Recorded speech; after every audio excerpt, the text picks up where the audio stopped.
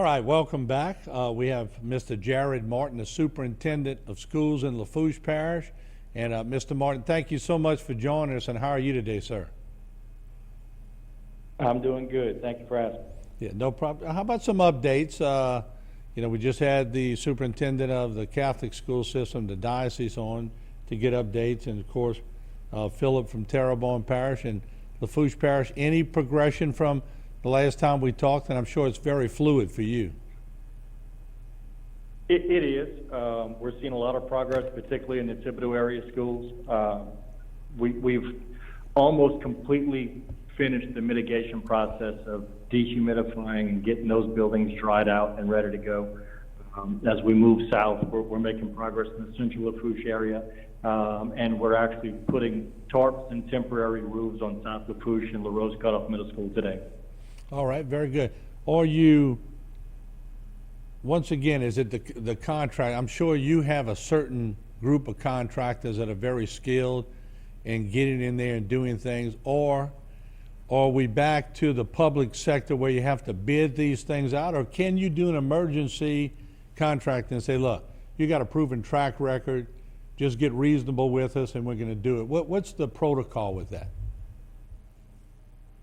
So we had existing contracts in place, specifically with Gill Industries to do the abatement and remediation, as well as Lee Ritter as a consultant. And we also had Mr. Skipper Holloway as our architect. And we had Lafourche Sheet Metal to do temporary roofing. So what our board did, I want to say 3 years ago, was pre-position these contracts in the event that we had an event like or a storm like this. Now that's so pretty smart. Yeah, that's smart. Yep, it is. So when the storm happened, we knew who we were calling, and we already had existing contracts for those services. So right now it's just a matter of putting into place those plans that we had already put in place prior to the storm.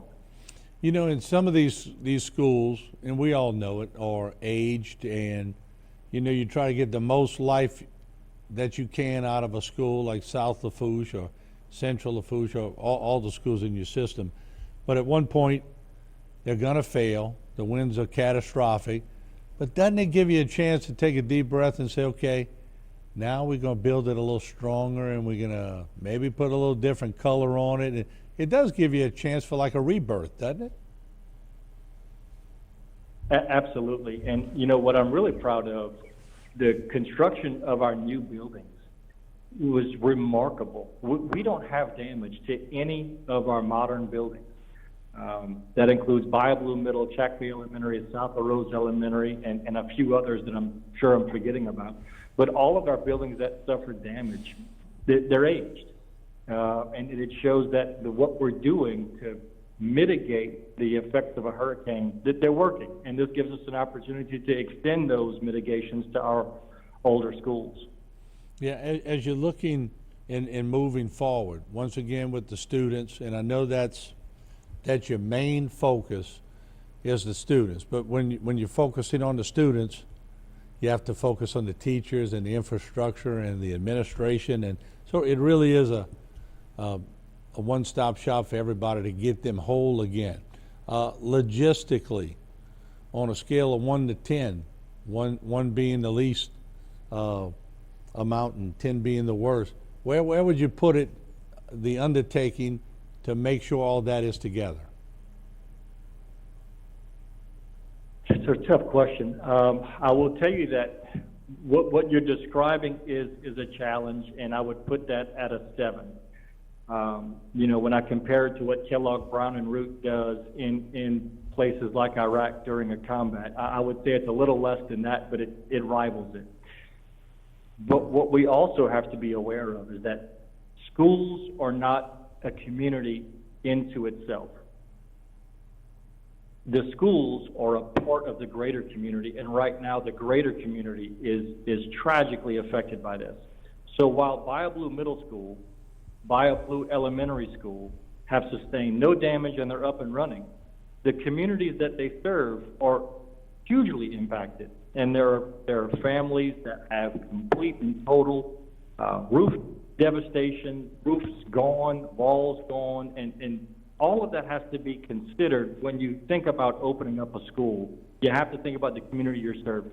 And so until we have healthcare systems up in place, fuel, groceries, and all of the things that people need to survive in place, it would almost be irresponsible to open schools and put school buses on the road while we're still trying to get the lines of transportation, lines of communication, and basic needs of people such as groceries, healthcare, and electricity met. You know, that's a great point, and I thought you eloquently described it, because a lot of people are anxious to get the schools going, but if you don't have the neighborhood around the schools up and viable, that was an excellent way of putting this. And I know you're working hard. We have about 60 seconds left, and I'll just give you the last message. Well, you know, I just want to close with, as uphill a battle as it's going to be, we're still very optimistic that we're going to be able to pull this thing off, and we're going to have a complete school year, and we are committed to every service that we provide children. We're going to be very, very creative in how we approach this, and I feel that at the end of the school year, we're going to look back with pride that we were able to pull this thing off. Yeah, no doubt. I have no doubt in my mind that Terrebonne and Lafourche will be mirror images, and people will be proud of the final outcome. I thank you, Mr. Superintendent, for what you're doing in Lafourche. God bless you. And I see that military come out in you every now and then, and I know it'll get done. Thank you for joining us. Yes, sir. Thank you. All right, there you have it. Mr. Jared Martin, Superintendent of Lafourche Parish Schools. We're going to take a break. We have a lot more of the Parish President of Terrebonne coming up next.